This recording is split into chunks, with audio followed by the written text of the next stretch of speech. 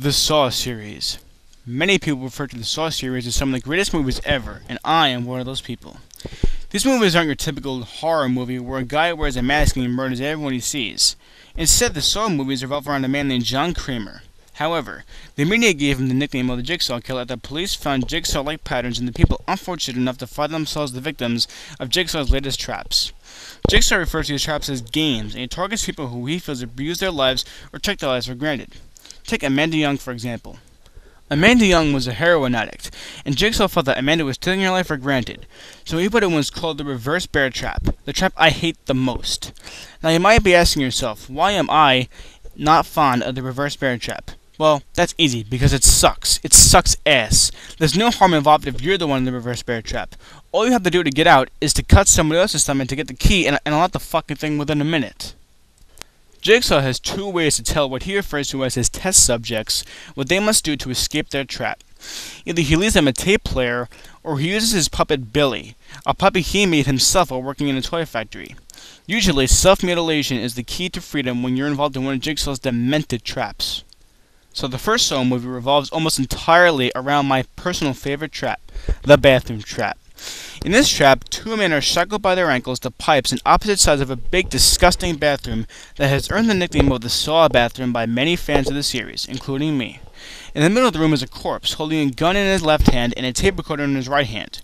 To make a long story short, Lawrence has to kill Adam before 6 o'clock. They wake up at 10 o'clock, so Lawrence has about 8 hours to find some way to kill Adam, or else his wife and daughter will be killed. Now the thing I love about this movie is that everything is just so well presented. The acting is superb, and the drama just keeps me on the edge of my seat every fucking time I see it. I first saw this movie when I bought it on DVD. I heard good things about it.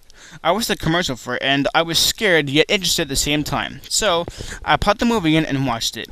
I fell in love with this movie. The acting, as I said, is just great. Even to this day, despite knowing everything that happens, I still tear up sometimes during the movie because everything is just so goddamn well done. The music is just phenomenal.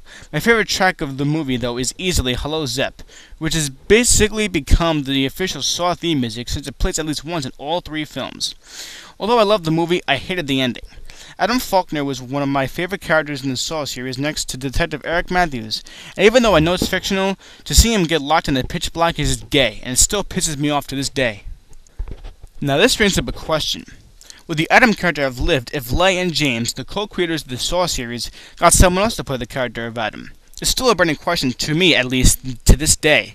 Right now, I'm thinking the major reason Adam was killed off was simply because Leigh didn't want to resume the role again, but who the hell knows? Maybe he would have died if even Leonardo DiCaprio played him. So, to sum up the movie Saw, I thought it was fan-fucking-tastic. The acting was great, the music was just awesome.